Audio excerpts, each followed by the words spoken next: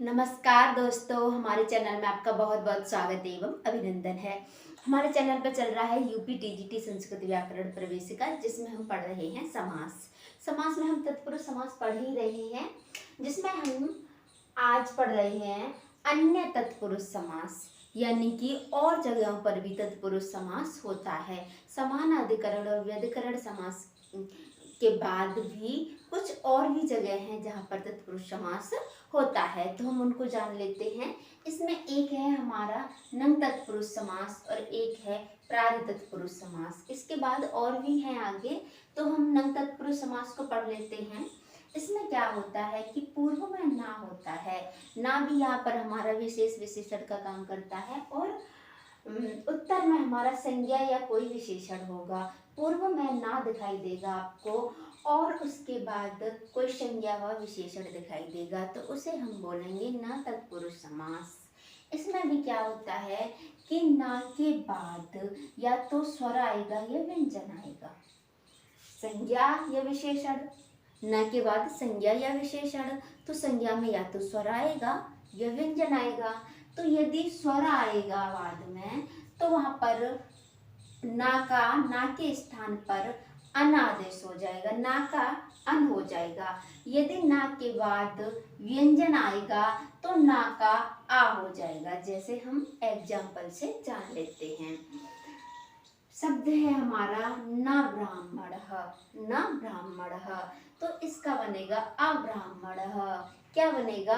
अब्राह्मण, न ब्राह्मण अब्राह्मण, न गर्दभः अगर्दभः, जो गधा नहीं है, न ब्राह्मण, जो ब्राह्मण नहीं है, न सत्यम असत्यम, जो सत्य नहीं है, न चरम अचरम, ना चरम अचरम। तो यहाँ पर ना के बाद में आपको क्या दिख रहा है, एक और ले लेते हैं, ना कृतम अकृतम। ये जो हमने इतने पढ़े, यहाँ ना के बाद आपको क्या दिख रहा है, ना के तुरंत बाद आपको व्यंजन दिख रहा है। व्यंजन होने पर क्या होगा, ना का आ हो जाएगा। तो ना का आ हो गया अब्राह्मण, यह ना का आ हो गया अब्राह्मण। ना गर्दभ अगर्दभ, ना सत्यम असत्यम, ना चरम अचरम, न कृतम अकृतम। यदि ना के बाद स्वर होगा तो अन हो जाएगा, जैसे अ अब्जम अब्जम, अनब्जम अनब्जम, आगत ना आगतम अनागतम, ना आगतम अनागतम। यानी कि यदि ना के बाद आपको कोई संज्ञा व विशेषण दिखाई दे, संज्ञा व विशेषण दिखाई दे, यदि ना के बाद कोई आपको संज्ञा या विशेषण दिखाई दे, तो वह न तत्पुरुष समास हो जाएगा, न तत्पुरुष समास हो जाएगा। किंतु न के बाद यदि स्वर दिखाई देगा तो उसका हम अन बना देंगे, और यदि व्यंजन होगा तो उस ना का हम आ बना देंगे। अब इसमें क्या देखना है कि हम यहाँ पर बहुत ज़्यादा इनको भूल जाते हैं, हमें स्मरण नहीं रहता है, तो हम इसे स्मरण रखें। इसके लिए हमें क्या करना होगा, इसके लिए हमें ये करना है कि जो स्वर है वो अन, स्वर क्या है, अन, अन यानी कि व्यंजन है। यहाँ पर आ के साथ में व्यंजन है कि नहीं, आ के साथ में व्यंजन है। अन्न अनब्जह, यानी कि जो स्वर वाले हिस्से में तो हमने व्यंजन दे दिया और व्यंजन वाले हिस्से में हमने स्वर दे दिया, यहाँ पर इसका उल्टा कर दिया है, बस इतना याद रखना। स्वर होगा तो अन और व्यंजन होगा तो केवल आ। स्वर होगा तो अन, यानी कि स्वर को हमने क्या दे दिया भाई, आ क्या है यहाँ पर, आ यहाँ पर क्या है, स्वर है, और अन में ये ना क्या है, हमारा व्यंजन है। यहाँ क्या है, हमारा स्वर है, यहाँ हमारे व्यंजन है, यानी कि हमने स्वर के हिस्से में व्यंजन कर दिया, व्यंजन के हिस्से में स्वर कर दिया है। हम ऐसे करके इसे याद रख सकते हैं। यदि ना के बाद कोई भी संज्ञा व विशेषण आए, तो उस ना के बाद यदि संज्ञा में आ आएगा, यदि संज्ञा में आ आएगा तो हम उसे अन कर देंगे, यदि संज्ञा में कोई भी व्यंजन आएगा तो हम उसका आ कर देंगे। इतना सा है बस, ये हमने एग्जाम्पल से जान ही लिया। इसमें और ज़्यादा आपको कुछ नहीं पढ़ना है। नम तत्पुरुष समास में आपको क्या करना है, पूर्व में ना देख करके इसके बाद हमें यहाँ पर देखना है स्वर है वह व्यंजन है, वह व्यंजन है, इसी हिसाब से हमें बदल लेना है। स्वर में हमें अन कर देना है यानी व्यंजन कर देना है और व्यंजन में हमें आ कर देना है। इतना सही हमें जानना है। इसके बाद आगे है हमारा प्रादि तत्पुरुष समास। प्रादि तत्पुरुष समास, इसके नाम से ही पता चल रहा है प्र आदि।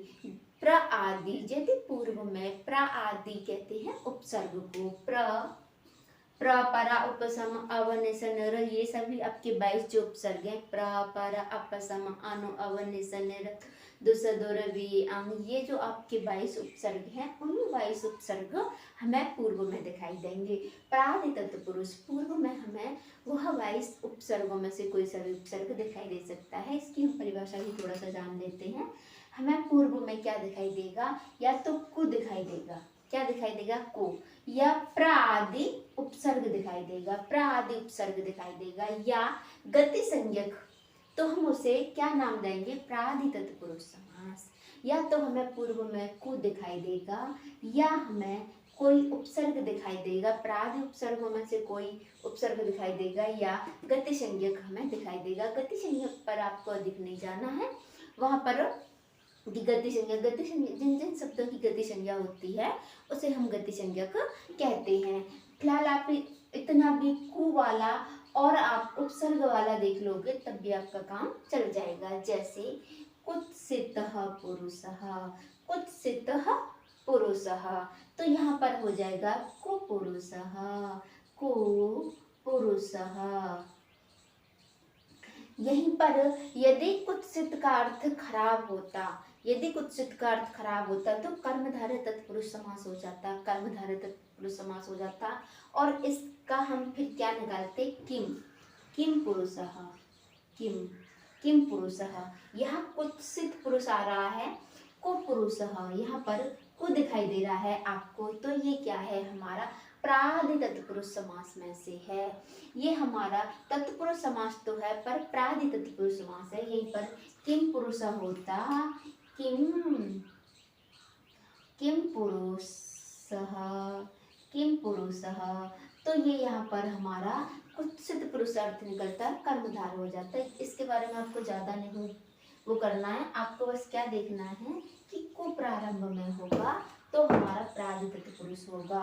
फिर या हमारा प्रारंभ में क्या होगा, उपसर्ग में से कोई होगा। जैसे प्रगतः आचार्यः, प्रगतः आचार्यः, प्राचार्यः, प्राचार्यः, प्राचार्यः। इसी तरीके से प्रगतः पितामह, पितामह, प्रपितामह, प्रपितामह, प्रपितामह, यानी कि पिताजी के भी पिताजी, प्रपितामह। इसी तरीके से अतिकांतः मर्यादाम, अति मर्यादा, अति, अति मर्यादा, अति मर्यादाम, अति मर्यादाम या अति मर्यादा।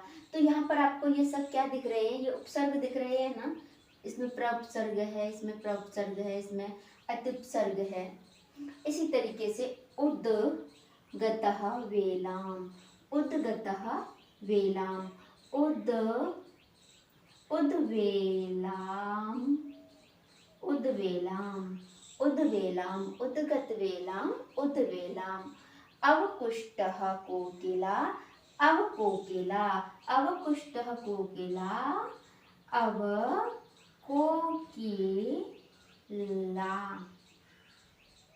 अवकुष्ट कोकिलया, अवकोकिला।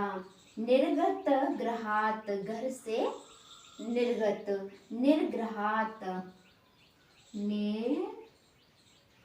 निर्ग्रहात,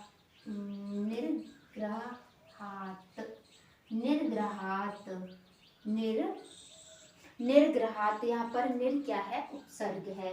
निरुपसर्ग है यहाँ पर, निरुपसर्ग है। परे परिगानः अध्ययनाय, अध्ययन से पराजित। तो यहाँ पर परे उपसर्ग है हमारा, क्या उपसर्ग है, परे उपसर्ग है। यहाँ पर संधि हो जाएगी और हो जाएगा परे अध्ययना, परे अध्ययन, परे अध्ययन, पर अध्ययन, परे अध्ययन हमारा यहाँ पर हो जाएगा। जिस तरीके से यहाँ पर पर क्या है, पर हमारी उपसर्ग है, परे अध्ययन, परे अध्ययन। यहाँ पर क्या है हमारा, यहाँ पर उपसर्ग है। पर यहाँ पर हमारा क्या है, उपसर्ग है।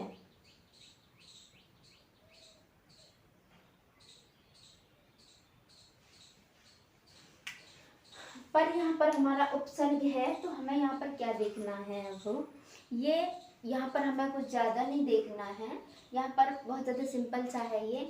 इसमें हमें क्या देखना है कि हमारे 22 उपसर्ग में से कोई उपसर्ग होगा। जैसे यहाँ पर को उपसर्ग है, प्राउपसर्ग है, प्रत उपसर्ग है, अति उपसर्ग है, उद उपसर्ग है, अव उपसर्ग है, निर उपसर्ग है, पर उपसर्ग है, हमारा पर उपसर्ग है यहाँ पर।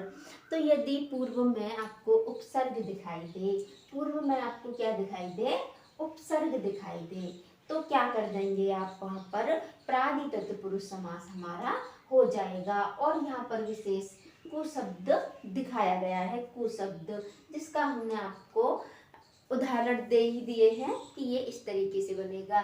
इसी तरीके से यहाँ पर यदि न तत्पुरुष के बाद संज्ञा या विशेषण आएगा, तो वहाँ पर भी हमारा क्या हो जाएगा, न भी यहाँ पर क्या है, न भी हमारा विशेषण का काम कर रहा है। जैसे न ब्राह्मण अब्राह्मण, यानी कि ब्राह्मण की विशेषता बता रहा है। न गर्दभ अगर्दभ, ये भी क्या कर रहा है, न भी यहाँ पर विशेषण का काम कर रहा है, विशेषता बता रहा है। तो हमने अब इतना जाना है, इसके बाद हम और जानेंगे तत्पुरुष समास के अन्य जो हैं, अन्य तत्पुरुष समास के बारे में। ऐसे गति तत्पुरुष है, अलुक तत्पुरुष है, मयूर तत्पुरुष है, इस तरीके के कुछ तत्पुरुष समास 4-5 और रह गए हैं। अभी के लिए बस इतना ही। नमस्कार।